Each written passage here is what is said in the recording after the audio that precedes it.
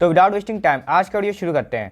तो आज हम इस वीडियो में लॉरेस लैब्स के ऊपर बात करने वाले हैं। आज इस स्टॉक में 9% का क्रैश देखने को मिला एंड आप देखने आए तो पिछले कुछ दिनों से इस स्टॉक में कंटिन्यूअस डाउन ट्रेंड देखने को मिल रहा है। टॉप से तो ये स्टॉक ऑलमोस्ट 40% के आसपास करेक्ट हो चुका है।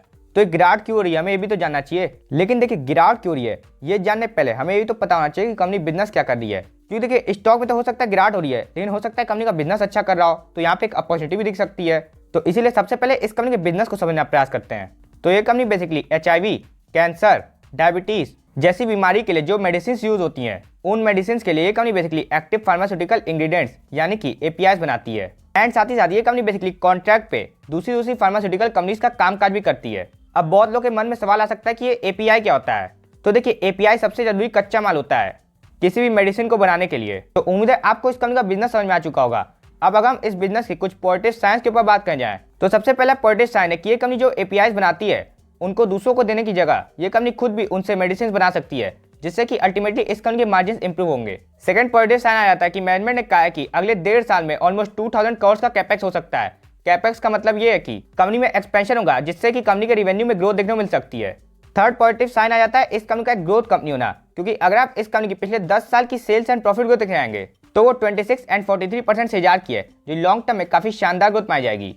एंड लास्ट पॉजिटिव साइन आज की गिरावट के बाद क्रिएट हो चुका है, वो है इस कंपनी की वैल्यूएशन। ये स्टॉक आज की गिरावट के बाद सस्ता हो चुका है, क्योंकि अगर आप इस समय इस कंपनी का पी रेशियो देखे जाएंगे तो 28 के आसपास है। वहीं अगर आप इस इंडस्ट्री का पी रेशियो देखे जाएंगे तो 26 के आसपास है, यानी कि ये स्टॉक अपने इंडस्ट्री पी के आसपास ही ट्रेड कर रहा है। साथ ही साथ अगर आप इस कंपनी का PEG रेशियो देखे जाएंगे जो किसी कंपनी के पी को उस कंपनी की ग्रोथ के साथ कंपेयर करता है, तो इस कंपनी का PEG रेशियो इस समय 0.92 का है, यानी कि ग्रोथ के मुकाबले इस कंपनी को इस समय कम पी में रखा है, जो काफी पॉजिटिव साइन माना जाएगा। लेकिन देखिए हर बिजनेस में केवल पॉजिटिव नहीं होते। अगर हम इस बिजनेस के कुछ नेगेटिव साइंस के ऊपर बात करें जाए तो देखिए सबसे पहला नेगेटिव साइन आता है इस कंपनी का फार्मास्यूटिकल सेक्टर से बिलोंग करना। अब क्या कोई कंपनी फार्मास्यूटिकल सेक्टर से बिलोंग करती है तो वो खराब बात है? जी नहीं, ऐसा हम नहीं कह रहे हैं। लेकिन देखिए फार्मास्यूटिकल सेक्टर में अगर हम इन्वेस्टमेंट करते हैं तो हमारी एलोकेशन काफी कम होनी चाहिए। अब ऐसा क्यों? क्योंकि फार्मास्यूटिकल कंपनीज में काफी रेगुलेशंस होते हैं। मान लीजिए ये कंपनी अपना पैसा एंड समय खर्च करके कोई API बना लेती है, लेकिन उसको मंजूरी नहीं मिल पाती है, तो इस कंपनी का समय और पैसा दोनों बर्बाद हुआ।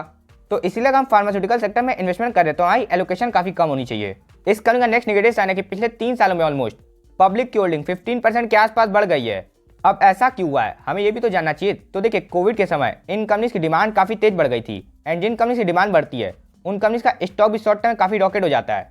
एंड इसीलिए DIIs एंड FIIs ने इस स्टॉक से अपनी प्रॉफिट बुकिंग की है। तो उम्मीद है आपको इस कंपनी का बिजनेस अच्छे समझ में आ चुका होगा।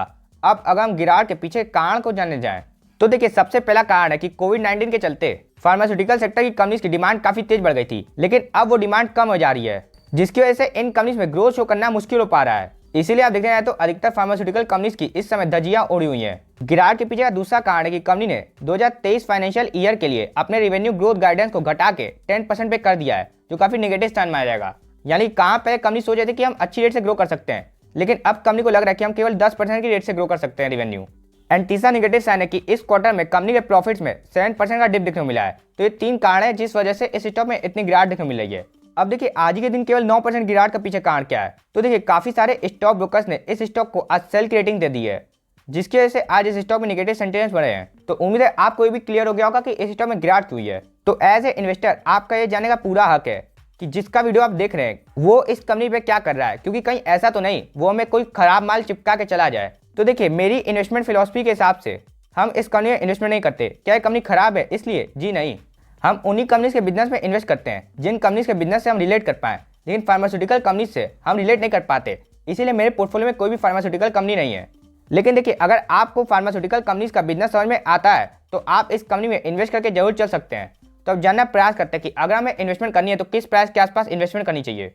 तो देखिए पिछले कुछ दिनों से ये स्टॉक 435 के आसपास ऑलमोस्ट सपोर्ट ले रहा था, लेकिन आज उस सपोर्ट के नीचे क्लोजिंग दे दी है। तो अब इस स्टॉक का नियर टर्म सपोर्ट 400 के आसपास आ रहा है, क्योंकि इस लेवल से ये स्टॉक एक बार रेजिस्टेंस भी ले चुका है।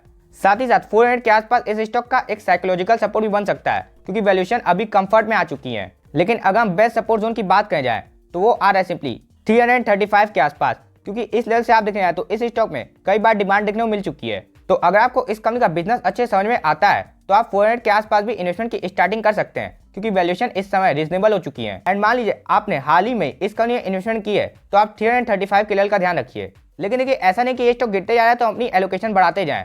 कहीं ऐसा ना हो जाए कि लॉरेस लैब्स पे हमारा पोर्टफोलियो डिपेंडेंट हो जाए। तो अगर आपकी एलोकेशन 5% के ऊपर है तो आपको इस कंपनी में एवरेजिंग नहीं करनी चाहिए। अपनी इन्वेस्टमेंट को केवल होल्ड करने का प्रयास कीजिए। वहीं इस स्टॉक का आरएसआई इस समय 27 पे है, यानी कि आरएसआई के हिसाब से स्टॉक भी डाउन ट्रेंड में आ चुका है, जैसा कि हमें चार्ट में दिख भी रहा है। तो एज ए शॉर्ट टर्म निवेशक हमें इस कंपनी में कोई छिड़काव नहीं करनी है, क्योंकि शॉर्ट टर्म आप पैसा अकेले कब ट्रेंडिंग स्टॉक में बनेगा। वह देखिए, जो लोग लॉन्ग टर्म निवेशक हैं एंड उनको इस कंपनी का बिजनेस समझ में आ चुका है, तो उनके लिए इस कंपनी काफी अच्छी अपॉर्चुनिटी बन रही है, क्योंकि ये स्टॉक ने चारों मूविंग एवरेज के काफी नीचे आ चुका है।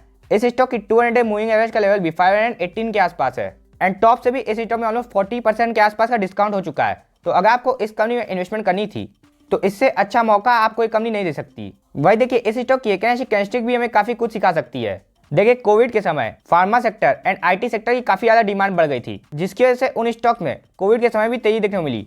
एंड अब जब मार्केट अच्छा कर रही है तो यही लिए ये दोनों सेक्टर अच्छा नहीं कर रहे हैं, क्योंकि इन स्टॉक में तो पहले तेजी देखने को मिल चुकी है एंड कोई स्टॉक केवल ऊपर ही नहीं जाता रहेगा, वो स्टॉक नीचे ठंडा होने भी आएगा। एंड जब कोई स्टॉक ठंडा होने आता है तभी हमें उस कंपनी को अच्छे प्राइस पे खरीदने का मौका मिलता है। एंड इस कंपनी में आप देख रहे हैं तो अभी ये स्टॉक ठंडा हो रहा है, तो हमें अगर इस कंपनी के बिजनेस समझ में आ चुका है तो हमें इस कंपनी में इस समय इन्वेस्टमेंट जरूर करनी है। एंड अगर हम इस कंपनी में इन्वेस्टमेंट करते हैं तो हमें 5% से ज़्यादा की एलोकेशन नहीं देनी है, क्योंकि फार्मास्यूटिकल सेक्टर का हमने आपको बताया दिया कि रेगुलेशन काफ़ी ज़्यादा है। तो उम्मीद है आपको वीडियो पसंद आएगा। तब तक के लिए आप हंसते रहिए एंड मुस्कुराते रहिए एंड इन्वेस्ट जरूर करते रहिए। तो मिलते हैं नेक्स्ट वीडियो में, तब तक के लिए दिस सिद्धांत साइनिंग ऑफ।